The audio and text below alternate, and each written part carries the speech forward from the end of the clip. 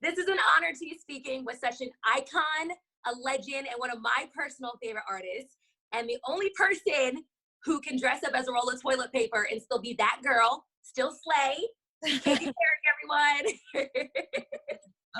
I keep it weird over here. We Hello. love it. We love it. My name is Kayla Thomas from PopCrush Nights. Thank you so much for coming on and doing this with me. Congratulations on everything. You're essentially giving birth to 2 babies this summer. Correct. A real one, and an album. And I care a lot about the album. I'm sure I'll care more about my child. Yes. I'm excited. The show must go on. Yeah. How are you balancing American Idol, growing a human, your own personal life, you're creating an album all while during this pandemic?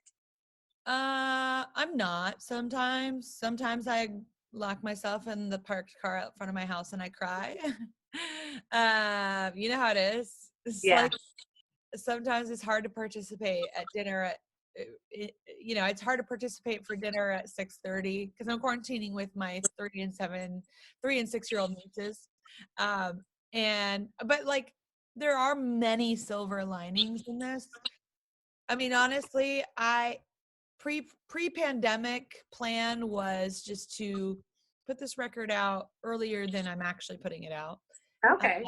And sing until my water breaks, and then I transitioned being a mom. I was literally could probably sing the highest note of Daisies and go, well, it's time to go to the hospital. Comes out. Just comes right out. Oh yes. But my silver lining is that I have found, some balance and how to live in the small, because I appreciate the introduction of like, oh, you've done this, oh, you've done that, the accolades and the millions of people and blah, blah, blah. But like, I'm like, okay, that's cool, but I don't know how to like I don't know how to make 3 nourishing meals a day for myself. Right. Like, I'm learning how to live a different type of lifestyle, which is really important for me, and probably best that I do it now before it hits me all at once. Yeah, I think we all got that shock, and we're all outside of our norm, and it kind of made us all just sit and reset, and it's just making us all do different things. We lean on so much. Mm-hmm. And it's important to have that safe space, like you have your car to cry in. Yeah. So you said that you have you're quarantining with your nieces and stuff, and Orlando Bloom, of course. What is the stupidest yet smallest argument you guys have had? I mean, it's like, it's like, where's the charger for the computer? Because, his son's school is about to start. It's like the Zoom link doesn't work, or you're stuck in the waiting room and you're just like, I mean, honestly, I was saying the other day, is like, if I get sent one more Zoom link, I'm going to snap. I bet. I am grateful for Zoom. I love it. And I think it's dope. And I will probably use it after pandemic, but like, it's a trigger now too. And you know what else it is? An Instagram live is a trigger for me. Everybody's going live during this pandemic. I said, I don't want to see another person on live. I mean, I've done it. Look, I've done it. I'll probably do it because I'm putting out music and I want the world to hear it, right? But it's also a trigger for me too. I'm like, in the very beginning when, I was not sure if I was going to move full steam ahead, this was the first 5 weeks, everyone was live. One of my best girlfriends, she and I share the same kind of moody vibes. Sometimes she's like, and she said this to me like last week. She's like, anyone that's thriving in this pandemic now, week 8, is a freaking psycho. Literally a sociopath. A sociopath. Like, Instagram, we knew was not real life, and that's why we are so much more depressed as a society, because it's like, we'll never be as perfect as Instagram makes life out to be, but it's still not real life in this pandemic. No, we ain't learning a language or learning how to cook. We're like literally, like we have sore thumbs with hangnails, and we're binge watching. Eyelashes falling off. I'm eating cereal for dinner, yo. Yes, that's the only thing I had today was cereal and a little bit of milk. Yeah. I had a meltdown about it. And I bet it's even worse for you because you're pregnant and the hormones. But being pregnant with your first child, what are the stupidest baby names that people have thrown at you? And you're like, no. I mean, no one's thrown anything. It's stupid. I mean, we've had conversations about family names, and I'm just a non-traditional type of girl. And I'm like, no, I would love to name my children, and we're on the same page with this. I want to name them for greatness. And I also want to name them, to be taken seriously in some ways. So it's got to be like a hybrid combination. And we have ideas, but we haven't set anything in stone because I feel like maybe you should meet the human first. Right. Whatever it is has to be a badass name because, she flicked off the ultrasound picture. So she's going to be a boss. Yeah, I mean, to be completely fair, maybe she was doing a peace sign and she's like, I come in peace. Maybe. Which is very Orlando's genes, but the middle finger was so predominant, and I was like, that's my gene. I'm a sassy bee, and O is like a Buddha, so it's great. The combination is really important to be together, because I can't be with like another sassy bee. I just balances and grounds me. Well, you are slaying the maternity outfits. You were dressed up as a toilet paper roll and a hand sanitizer bottle. Where did that come from? I mean, where does all this where do all these weird ideas come from? That's what I said. I said, what do we expect? We don't expect anything less from the woman who showed up as a hamburger to the Met Gala. We love it. Oh, thanks. American Idol was kind of at a standstill for 2 weeks when this was all starting, when everybody was kind of getting into a quarantine routine. And we were like, we didn't really know what to do. We were so close to the finish line. And these kids with their lifelong dreams, like, what are you going to do? Like, okay, well, your dreams are canceled? No.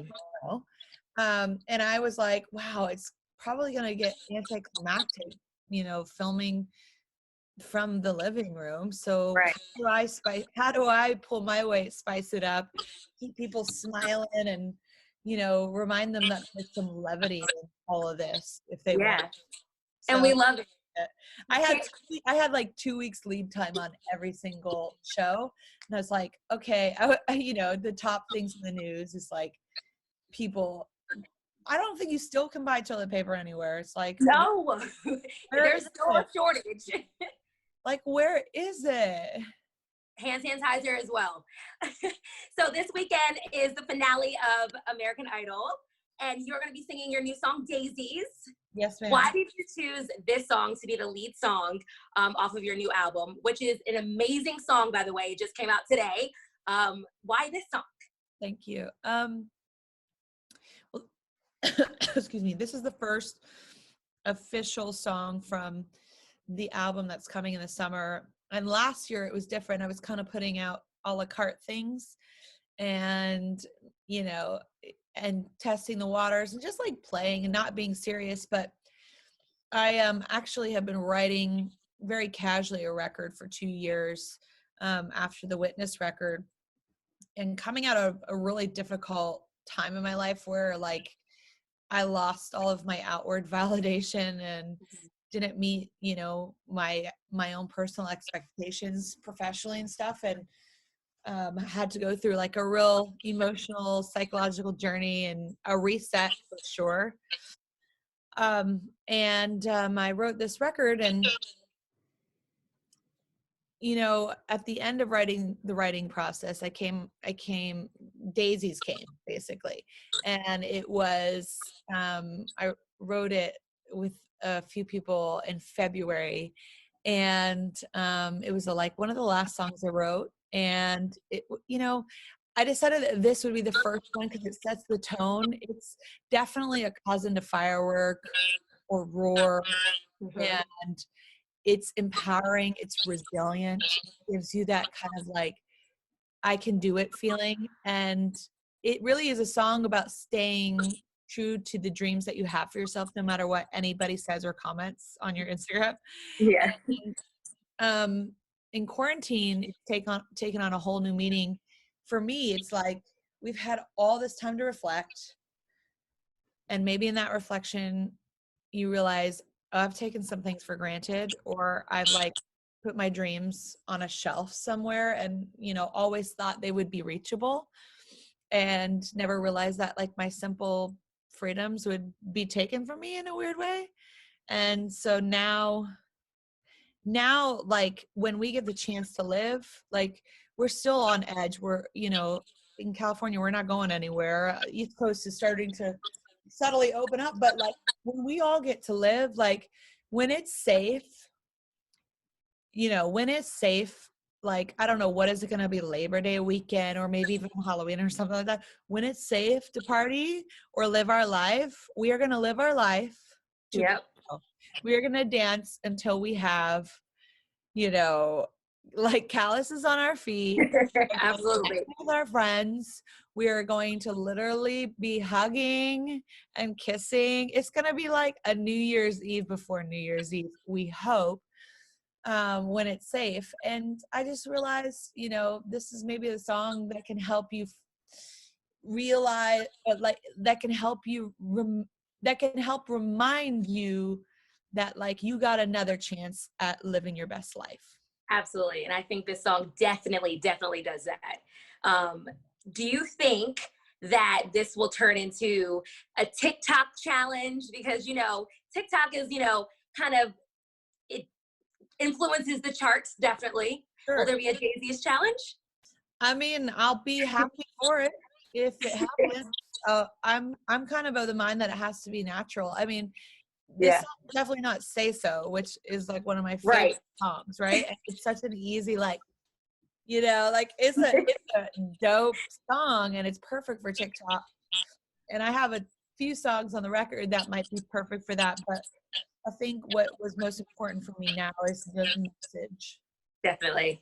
Absolutely. Okay, so to wrap up, one more question. The album comes out August 14th. Yes, ma'am. Will there be a Katy Perry Taylor Swift collaboration? There are tons of rumors going around, and I have to ask you, what's the tea? The tea is that we love to make, we meaning me and my team, we love to make Easter eggs or make the album process a little bit like a treasure hunt. So like for instance, people only found out a few days ago when my record was coming out because they asked Alexa. Oops. Alexa off. You got to say Alexa very quietly. Girl.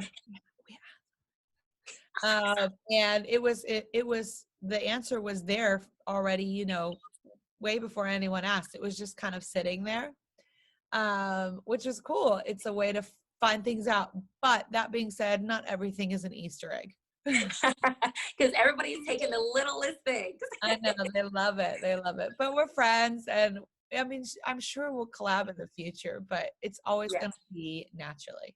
Yeah. Well, thank you so much, Katy. We can't wait to see what you wear this weekend on American Idol.